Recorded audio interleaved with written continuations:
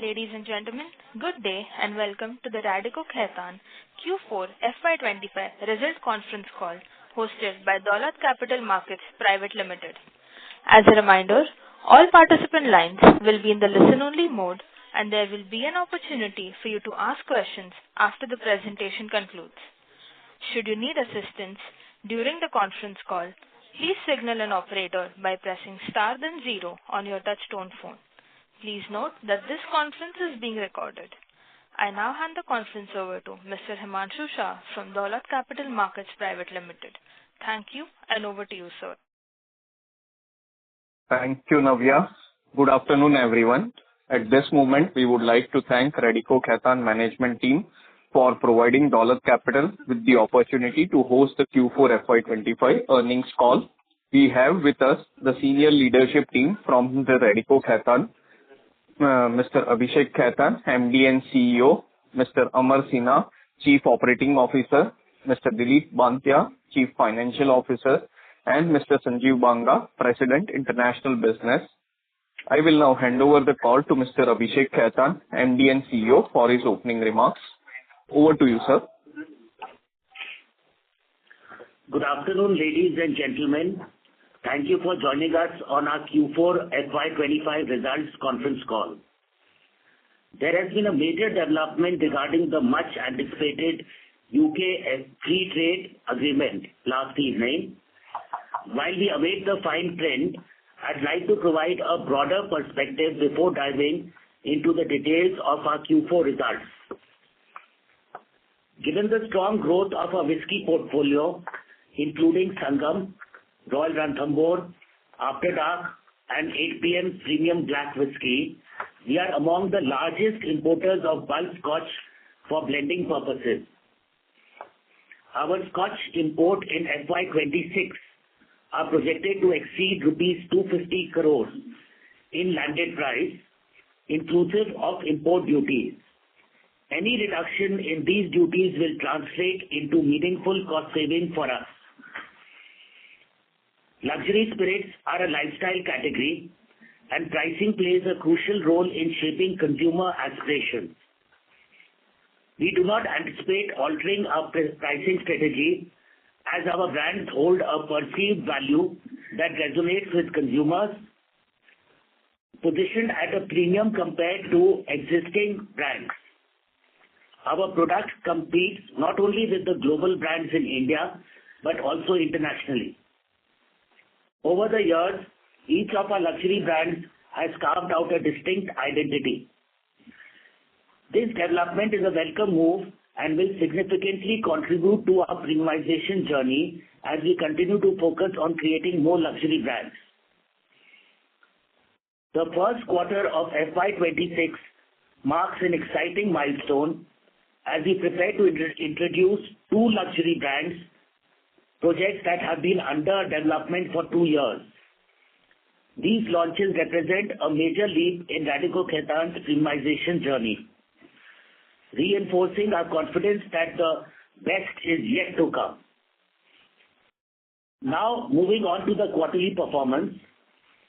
Building on the strong momentum from the third quarter, Radico Khaitan delivered an impressive 28% volume growth in Q4 FY'25, our highest quarterly growth in the past 3 years. FY'25 has been the best year in our history on all key financial metrics, with highest ever turnover of 4,851 crores, EBITDA of 668 and PAT of 341 crores. FY'25 was truly a year of transformation for Radico Khaitan, fueled by a commitment to expanded backward integration, enhanced distribution capabilities including on-trade, a robust innovation pipeline, and impactful consumer engagement. Our flagship premium brand, Magic Moments Vodka, has crossed the milestone of 7 million cases during the financial year, a true testament to its growing popularity. Adding to this momentum, we are thrilled to welcome Kriti Sanon as our brand ambassador. With her charisma, style, and widespread appeal. This partnership is set to elevate Magic Moments to unprecedented heights, redefining the benchmark for premium vodka in India. Continuing our commitment to innovation, we unveiled 8 PM Premium Black in a bold new look design to elevate brand imagery while showcasing its distinctive product story, crafted around the harmony of 8 select notes. Furthermore, within the first half of the year, we will also enter the super premium whiskey segment, strengthening our presence in high growth categories and setting new benchmarks in excellence. While innovation remains the cornerstone of our strategy, our immediate priorities center on strengthening our existing portfolio, making targeted marketing investments, and expanding our distribution network. Looking ahead, we are poised for a strong double-digit growth in the prestige and above category, enhanced profitability, and a persistent focus on cash flow generation, all driving long-term value creation for our shareholders. With this, I would now like to hand over the call to our CFO for a detailed operation and financial review. Thank you, and over to you, Dilip. Thank you, Abhishek. Thank you everyone for joining us on this call today. During quarter 4 of financial year 25, we reported a total IMFL volume of 9.15 million cases, representing a growth of 28% on year-on-year basis. This is the highest ever volume recorded by Radico Khaitan in a quarter. Prestige and above category volume grew by 17%. In value terms, the P&A category registered 22% growth. IMFL realization increased by 4.6% on year-on-year basis. Value category volume was impacted due to certain state-specific industry-related issues and ongoing strategic rationalization of the portfolio, which has now returned to a sharp growth trajectory. This was due to a lower base coupled with normalization of state-specific industry issues. Changes in route to the market in Andhra Pradesh contributed 1,500 basis points to our overall volume growth. It is important to highlight that the prestige and above segment, excluding Andhra, the growth has been higher. The recent RTM changes in Andhra Pradesh has progressed well, promoting stability, predictability in the regulatory environment. As a result, we have seen strong traction for our brand portfolio and gained market share from 10% in the first half to over 17% in quarter 3 and now 23% in Q4, which is highest in the industry. We quickly adapted to the changing environment and created capacity to capitalize on this industry opportunity. Gross margin during the quarter was 43.5% compared to 41% in quarter 4 of last year and 43% in quarter 3 of financial year 25. Gross margin improved both on year-on-year basis and quarter-on-quarter basis due to the ongoing premiumization in IMFL business, coupled with relatively stable raw material scenario. We are optimistic that pricing scenario for ENA and grain will remain stable going forward during financial year 26. Ad spend is within our targeted range of 7 to 8%. It has been higher during the quarter due to new celebrity engagement and other new brand-related spends. Interest costs increased sequentially due to higher working capital utilization during the quarter. However, we have seen significant liquidation of inventory in quarter 4. Furthermore, we have also realized significant debtor toward the end of the quarter, resulting in debt reduction of 114 crore over last year. Going forward, our focus will be on driving profitable growth along with cash flow generation and more efficient working capital management, resulting into debt reduction. With this, now we open the house for Q&A. Thank you. Thank you very much. We will now begin the question and answer session. Anyone who wishes to ask a question may press star and 1 on their touch-tone phone. If you wish to remove yourself from the question queue, you may press star and 2. Participants are requested to use handsets while asking a question. Ladies and gentlemen, we will wait for a moment while the question queue assembles.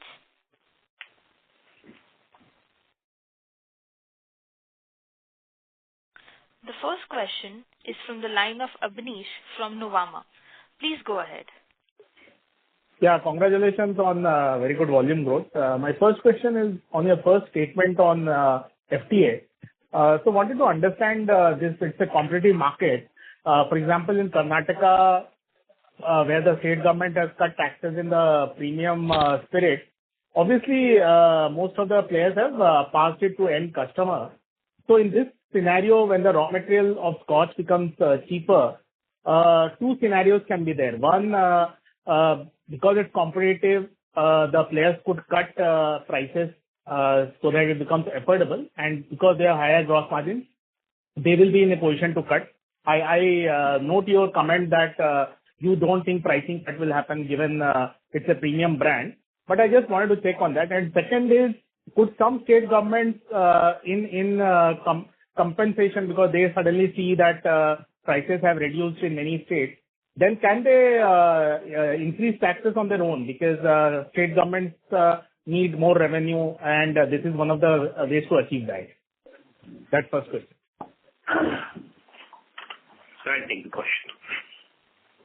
So first of all, I must say that the FTA with UK has been a very progressive and favorable step that the government of India has taken, and the government needs to be congratulated for the same. As far as the alcobev sector is concerned, see, custom duty reduction will result in a 6 to 8% consumer price from MRP reduction. Now, in the premium and luxury segment, most international brands of repute are already present in the country. It is very unlikely that reputed foreign brands will reduce their price for this small benefit of 6 to 8% to the ultimate consumer. This would also, in fact, dilute the imagery of the premium brands. The companies are likely to mop up this saving and save on their costs rather. That's our understanding of the situation. There is a chance that there might be some smaller companies with smaller Scotch whisky brands that may come in, but as far as the premium and luxury segment consumer is concerned, there is really no market and traction for cheap Scotches. So for Radico, cheap Scotch whiskies are no competition to us. Now, with regard to Radico's perspective on business, Radico has always, if you see our track record, in the last few years, we have believed in pricing all our products above the market leader in every category, irrespective of what the price position is for international brands or any other brands in India. The example is very clear. If you see the pricing of Jaisalmer, Royal Ranthambore, Rampur, we are priced much ahead of the competitors.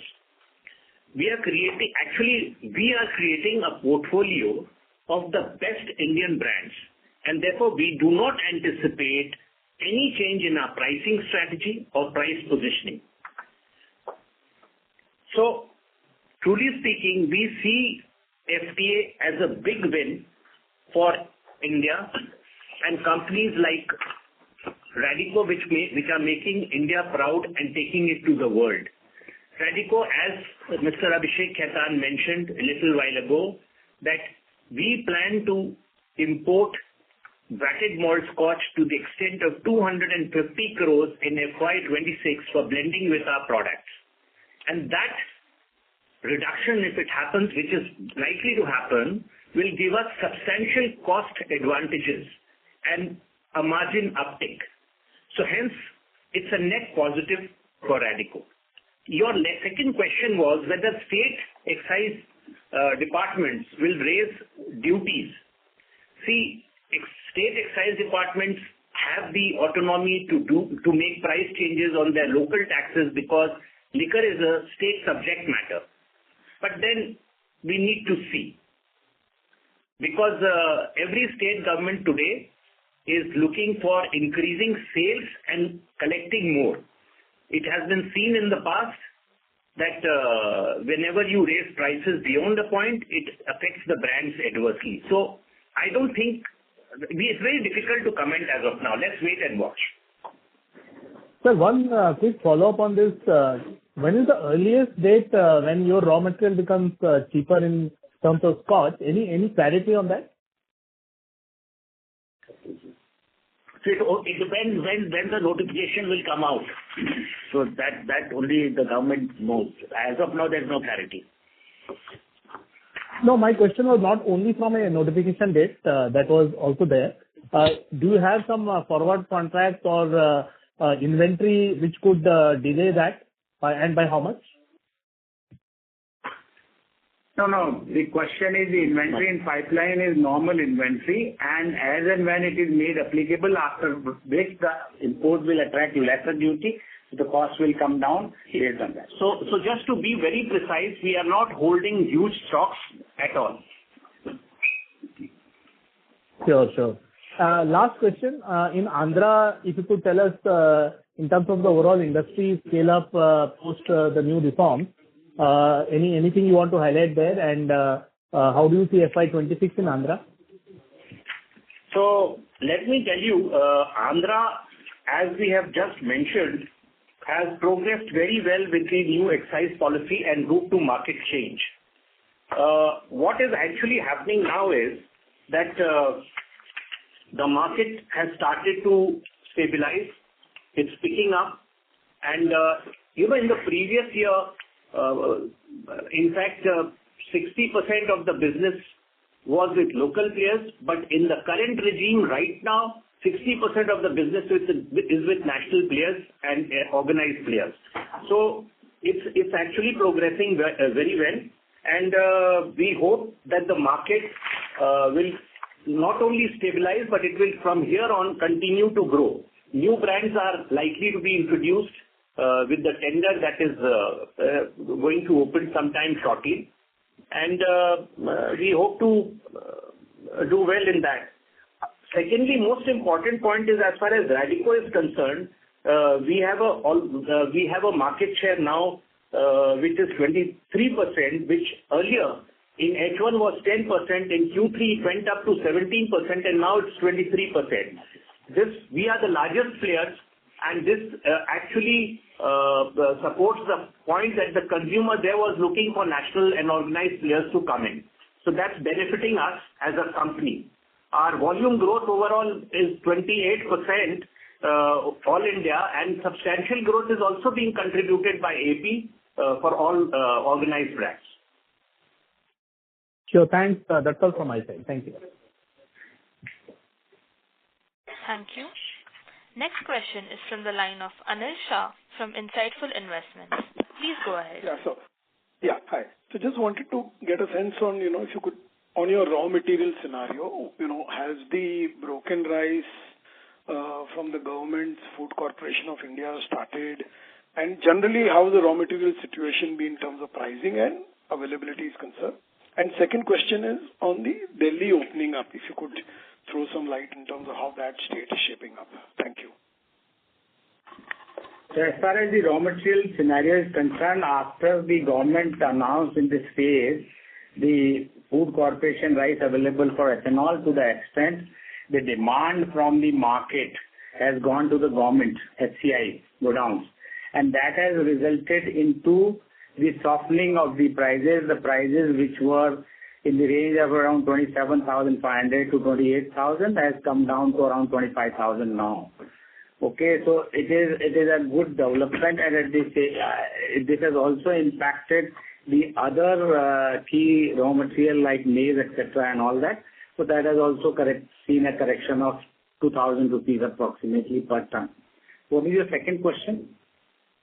On Delhi opening up, sir, how is that state shaping up? I mean, any progress on that side? No, so let me tell you, the Delhi policy is right now the way it was last year, and the existing policy has been extended for another 3 months.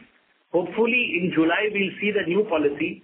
As a company, we feel that the policy will benefit all national and organized brands. Okay. Thank you.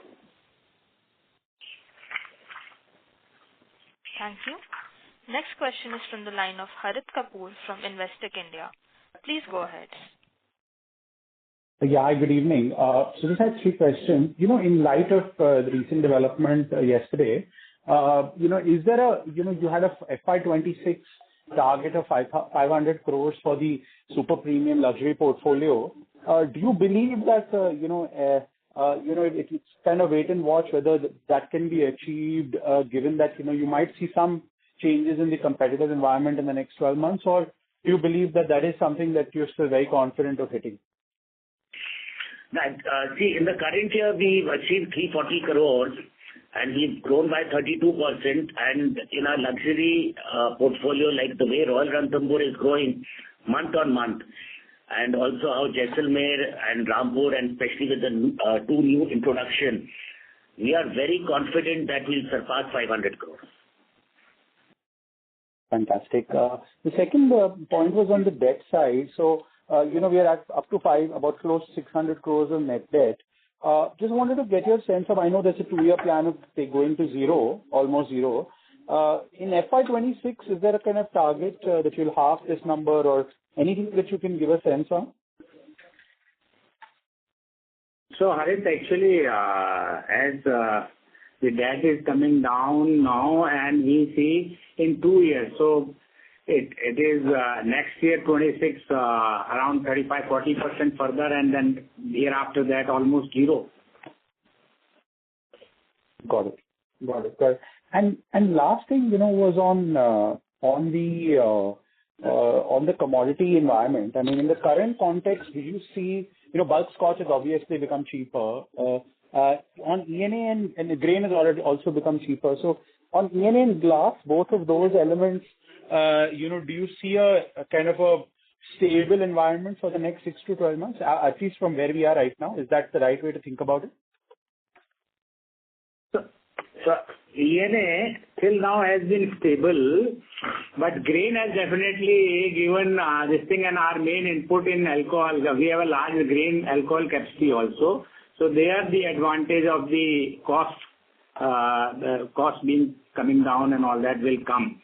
So ENA, actually when the grain price has gone up, has also not gone too high as compared to what the grain price has gone. So let us see, it's a demand and supply scenario, but we don't definitely foresee any pressure or inflation on that in 26. Got it. Wish you all the best. Those are my questions. Glass has seen some correction, and that correction has been twice in last year. It was 3-4%. Those kind of corrections were there, and now the scenario looks like they are also stable. Great. Thanks. All the best.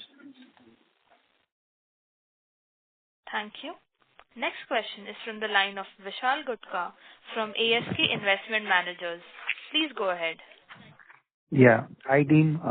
Congrats on a good set of numbers. Two questions from my side. I think on Andhra Pradesh, you achieved 23% market share. So any further opportunities there to improve the market share from here onwards? Because although 23% is a very high number. And ancillary question is that any states we are expecting route to market changes, like maybe in Bihar, the elections are there, and there's a change, and Delhi definitely, as you highlighted. So any other state where you're expecting any changes in route to market or policy changes?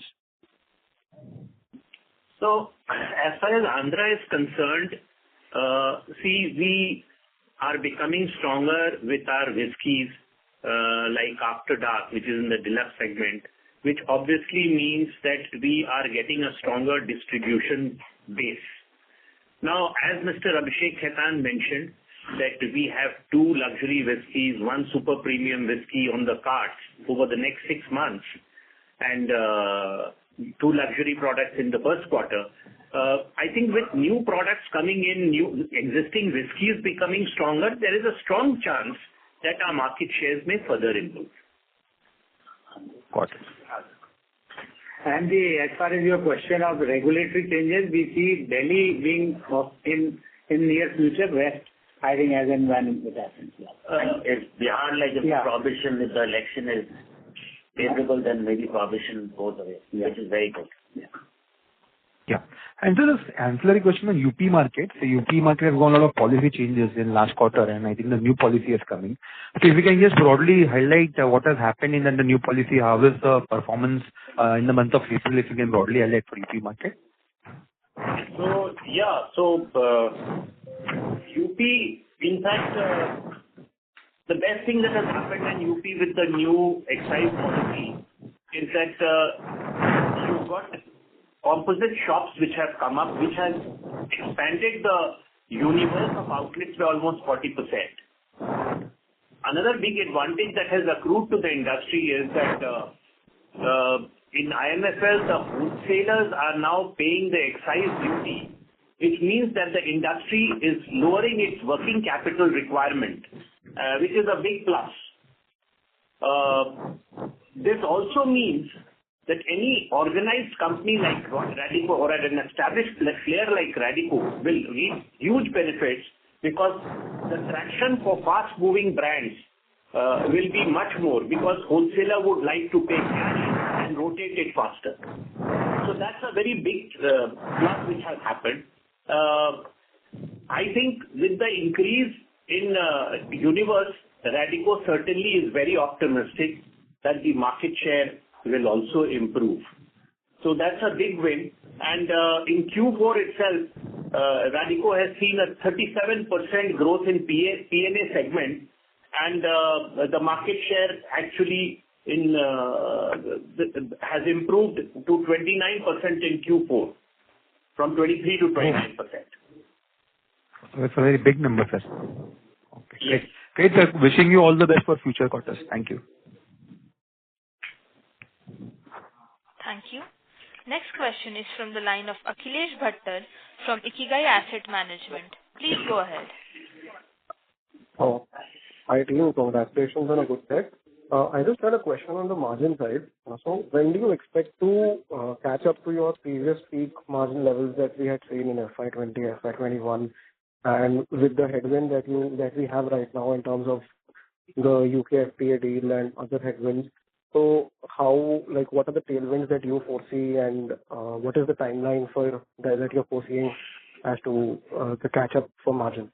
Thank you. So we have improved the EBITDA margin as well as gross margin in this year, FY25 versus FY24. The EBITDA margin is almost improved by 150 basis points. And with the kind of growth in our brand portfolio and P&A being spearheading the growth in FY26 and onward also. So we see a continuous improvement in our EBITDA margin. I think 100 basis point minimum EBITDA margin improvement will be there, and after that we will have to see how much is the benefit accrued through the scotches and all that. So these are actually our business model is tuned to improve the margins in continuous for 3 years. Thank you. Thank you. Next question is from the line of Bhavdeep Vora from Franklin Templeton Asset Management India. Please go ahead. Yeah, thank you for the opportunity. I just wanted to understand, with this reduction in the import duty for the imported scotch. So, when one thinks from the perspective of state government, so in terms of the collection of revenue, so whether their revenue collection per bottle is higher in some of this BIO, BII stuff, or it would be more like, say, the Indian on the prestige side, like the P&A, the prestige and above segment. So how does both this compare? So just trying to understand that in terms of what does this do to the competitiveness of the premium Indian IMFL basically compared to imported spirits. So maybe your perspective on that would be helpful. So right now, see, the BIO sector is not very huge in the country. In an industry of 400 million, basically 5 million cases is the BII and BIO market. So it's a small niche segment which is growing, of course. But really, if you ask me, any tax changes it doesn't impact and is not comparable with what one gets from the semi-premium and premium segment. In fact, the premium segment in India itself is 18 million cases, and the deluxe segment is approximately 70 million cases.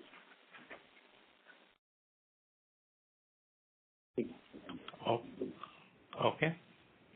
So the tax collections obviously are much huge. No, sure. That's fine. But right, so from an incremental perspective, right, so if say basically BIO becomes more competitive, right, so maybe, now reaching probably 2,000 rupees or even below price points in some of the states. So does consumer shift from, say, the Indian to the top end of India's premium to some of this imported stuff? And does it kind of is more accretive to government, or how does it matter? In terms of how does it work for their revenues? I just mentioned to you a little while ago that, see, this duty reduction at the current rate from 150 to 75 will only give relief by 6 to 8% on the consumer price side. So that's not a very big reduction actually, if you calculate. And we don't foresee the foreign brands reducing the price of premium brands for this 7-8%, because it dilutes the image of such premium brands. Okay. But it also kind of calls for, bringing the duties down to 40% over 10 years. So, incrementally there is so going to be... So we cross the bridge as it comes, because by then Indian brands are now reaching out to the world, and in the next 10 years, we don't... Yeah, Indian single malts would be forced to reckon with globally, which is already started happening. And if you see last year, Indian single malt sold more than all the international malt whiskies in the country. Okay, great. Thanks. That's it from my side. Thank you. Participants who wish to ask questions may please press star and 1 at this time. I repeat, participants interested in asking questions may please press star and 1 at this time. Next question is from the line of Palak from MIB Investment Management. Please go ahead. Hi. So my question is again on the update on UK. Sorry, your voice is not clear. Am I audible now? Yeah, a little better then. Yeah. Tell us. Again on the UK FTA. So I understand that you're very concerned about the pricing aspect. So sorry to interrupt you. Your voice is still not clear. Can't hear you at all. Is it clear now? No. Could you speak little louder, please? Am I audible now? Sorry, ma'am, you are not audible. You might want to reconnect, actually.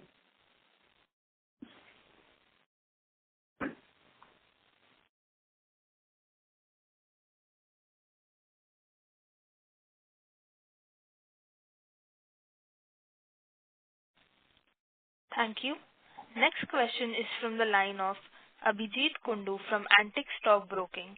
Please go ahead. Hi. Congratulations on a very strong set of numbers, and thanks for the opportunity. So my first question was, the raw material, the backward integration that you had done for raw material. With the broken rice prices now correcting by about 10%, maize prices also lower. What would be, there was an expectation that you would save about 12 to 13 rupees per liter on your raw material. So where are we now, and what could be the kind of savings that can happen in FY'26? So the raw material side, as your question is regarding make versus buy, the delta was around 12-13 rupees 3 years back. After that, it has reduced to 3 to 4 rupees, and now it is stabilizing between 7 to 8 rupees. And we see that this kind of this thing will remain, and this is a stable scenario. Okay, this would be the stable scenario. And you are planning to repay your debt in 2 years' time, backed by the cash flow generation, right? I mean, by FY'27. In this year, I just wanted that clarification. in FY'26 you would reduce your current debt by about 30-40%, and the rest of it you would reduce in FY'27. Is that right, or it would take about 3 years? That's correct. So it will be, I mean, you would be debt-free in 2 years' time, right? Yeah, of course. Yeah. And so another, you are launching products, 2 new products in luxury segment. But there was what happens in the upper prestige segment? Because there was an expectation that you would launch something, you would target to launch something in the upper prestige segment, in the segment where the likes of Antiquity, Blenders Pride, Signature, they are there. So any plans on that? So I think we just mentioned to you that before the end of H1, we are already ready to launch the super premium segment actually, which is on the cards. And it's a huge segment of 18 million cases, which we are targeting, growing at double-digit rate. Okay. No, I had heard that, but I misinterpreted it. I thought that super premium would be like in the leagues of blended scotch, or for that matter, Royal Ranthambore. No. So that is basically upper prestige segment, which you are talking about. Yeah, that's right. Okay, that's it for me. Thanks. Thank you. Next question is from the line of Pankaj Kumar from Kotak Securities. Please go ahead. Yes, thanks for taking my question, and congrats on good set of numbers. Question pertains to, again, on the new launches that we are looking at. So which are the categories where we believe would be the potential or maybe the future opportunity to launch new categories? 18 million cases, one where you talked about.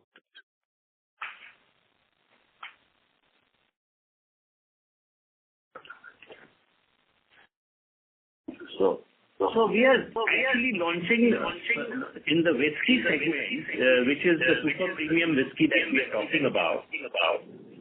Okay. And that's an 18 million cases market. And that comes before the end of H1. And then we are launching 2 luxury products in Q1 itself. Okay.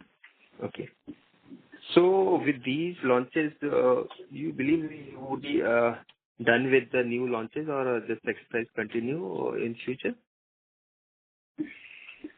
So with this 3 launches, which will be 2 in first quarter and 1 in first half, I think we, for the time being, are done with. However, the pipeline always continues to be there, but we have to see the justice to the brand launch and with the distribution.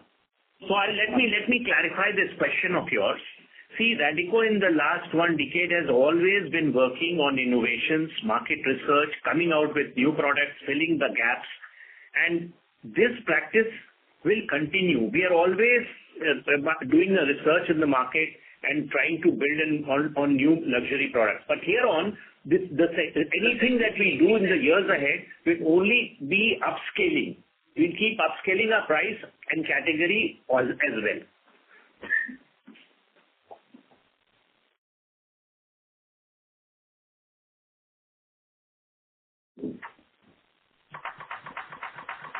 Next, please.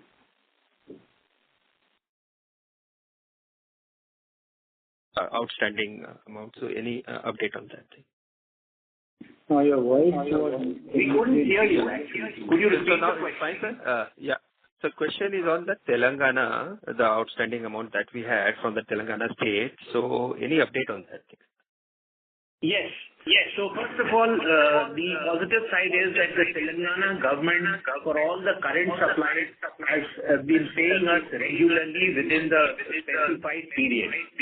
So there is nothing to worry on the receivable side for all current supplies. We had some old outstanding dues which have started being released since last month. So that is also falling in line. So what would be the current outstanding, including that the dues that we had? So current outstanding, actually the overdue which are of the past period is within the 100 crore, rupees 100 crores below 100 crores. Okay. We are the lowest in the industry. Okay. Sir, my last question is on the regular category. So of course, we have seen in this quarter, we have seen very strong growth due to the RTM in AP market. How do you see FY'26 in terms of growth guidance for regular category? That's my last question. Thank you. See, what we expect, our concentration is more on the P&A category, which we are confident that it will be 15% plus. And regular industrial the volumes are back, so I think regular also should grow 12 to 13%. Okay. Thank you. Thank you. Next question is from the line of Sanjay Manyal from DAM Capital. Please go ahead. Hi, sir. Congratulations on good set of numbers. Just one question I have. Largely, the way your volumes have been growing, you think that you would require to take another round of capex for the further sort of increasing capacity for ENA? See, we put about last 2 years back, we had put up a Sitapur unit, which is one of the largest in Asia. And with this, I think we are quite self-sufficient for the next 3 to 4 years. Okay. Perfect. And just on the FTA front, though most of the questions have been asked on that, but which brand specifically would be in the price range where most of the foreign brands are, where you will be competing with most of the foreign brands of BIO category or BII category? So we have Royal Ranthambore, which has been priced 100 rupees higher than the largest selling Scotch whisky brand, and we are growing by 50%. And this brand is the brand of the future, and we see great potential. Okay. Perfect. That's all from me. Thank you. Next question is from the line of Anurag Jain, an individual investor. Please go ahead.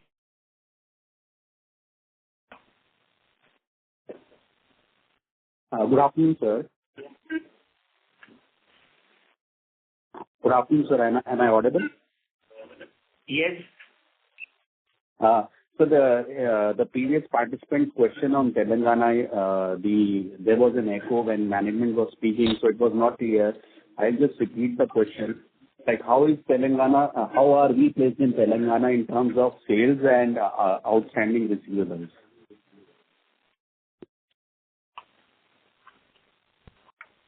So as far as Telangana is concerned, outstanding today is not so much of an issue. Whatever we are supplying, we are getting paid within the specified credit period. As far as old outstandings are concerned, we have the lowest overdue old outstanding, which is below 100 crores. And since last month, the government has started paying us that as well. We are hoping that Telangana as a state will perform better now because people are getting paid on time. So the industry will grow. We are anyway growing in that state. All right, so thank you. I have one more question on the export segment. How has been the exports performance of the company for FY'25 versus FY'24? See, FY'24, we had reached a record level. That was the highest ever. Fortunately, we exceeded that in FY'25 and we further grew. Current export in terms of volume is about 5% of the total business, and in terms of value is about 9%, and it continues to grow. All right, so thank you. Sir, the Australian FTA was signed about 3 years ago. How has been Radico's experience in terms of, getting market access to Australia? Has the FTA really helped, or it's still something work in progress? See, in terms of FTA, it was primarily on the wine. In terms of our exports to Australia, we do export our luxury portfolio, which is our single malt and Jaisalmer gin. In terms of our rest of the whiskey or the rum portfolio, Australia also has certain non-tariff barriers in terms of aging and maturation, and the Indian whiskey do not qualify for that. So we have been in discussion with them on removing these non-tariff barriers. All right, sir. Thank you. Thank you. Next question is from the line of Vishal Gutka from ASK Investment Managers. Please go ahead. Yeah. I think two questions. First, on the regular segment, I think we have seen a bumper growth in the quarter. So what shall be our expectation for FY'26 given that Andhra policy changes would have helped? Shall we expect 20% plus growth in the regular segment? And second question is on Indian Single Malt Association. I think Radico is also a part of it. So just want to check from you what measures as an association we are taking so that there is no manipulation done by other new entrants who are entering this space. Thank you. So I'll take the regular question. So first of all, we must say that after 9 quarters of a bad period for the regular segment, from Q3 of last year, the regular segment has started kind of bouncing back. Right now, since the previous 9 quarters were bad, though there is a low base, so the growth in the next 2 quarters would be healthy. And there were many issues relating to specific states with regard to the industry. That's also normalizing. RTM change in AP has brought the sales back, which we see stabilizing in the year ahead. So, as we guided earlier, sometime back, we hope to see the regular industry growing at about 10 to 12% or 12 to 13% in the times ahead. For Radico. In terms of the Indian Malt Whisky Association, Indian single malt is still a very nascent category. So the 4 founding members who are the pioneers and who've been promoting and working really, really hard in creating this category felt there is a need to set certain standards and norms to protect the authenticity and the goodwill of Indian single malt. So that's what the main objective is of this. And as we go along, we're in discussion with various government authorities to set certain specifications and standards for Indian single malts so that everyone conforms to that and we do not dilute the equity and the brand image of Indian single malts in the global market. Okay. Great. Thank you, sir. Thank you. Next question is from the line of Palak from MIV Investment Management. Please go ahead. Hi. Thank you for the opportunity. Am I clear now?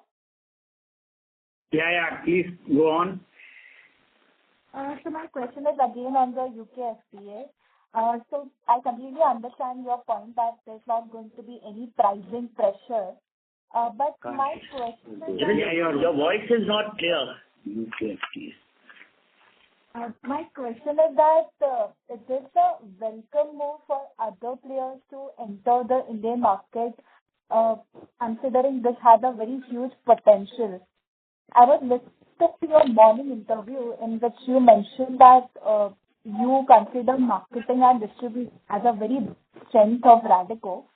So can the player enter the market by collaborating with a national pan-India player? I mean, is this there is going to be a much more choices for the customers, so we might see an increase in the competitive intensity in the segment? I just want to know your thoughts on this. So, if I understand you correctly, you're asking, can those can the foreign brands, the smaller brands, take up national distribution with Indian players? Is that right? Yeah, in partnership with the national players. No. So let me tell you, today, as far as Indian players are concerned,